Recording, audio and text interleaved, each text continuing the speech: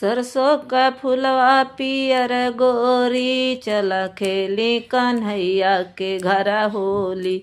रे सरसों का फुलवा पियर गोरी, चल खेली कन्हैया के घर होली। रे सरसों का फुलवा पियर गोरी, चल खेली कन्हैया के घर होली।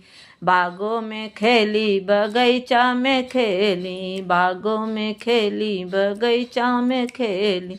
अरे चला खेली ने बुलवा की यारी होली, चला खेली कन्हैया के घर होली।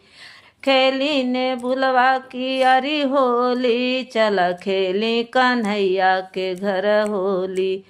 सरसों का फुलवा पियर गोरी, चल खेली कन्हैया के घर होली। अरे सरसों का फुलवा पियर गोरी, चल खेली कन्हैया के घर होली।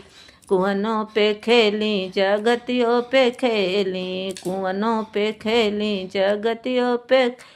अरे चला खेली घड़िलवा उठाए होली, चला खेली कन्हैया के घर होली। अरे सरसों का फुलवा पियर गोरी, चला खेली कन्हैया के घर होली। सरसों का फुलवा पियर गोरी, चल खेली कन्हैया के घर होली।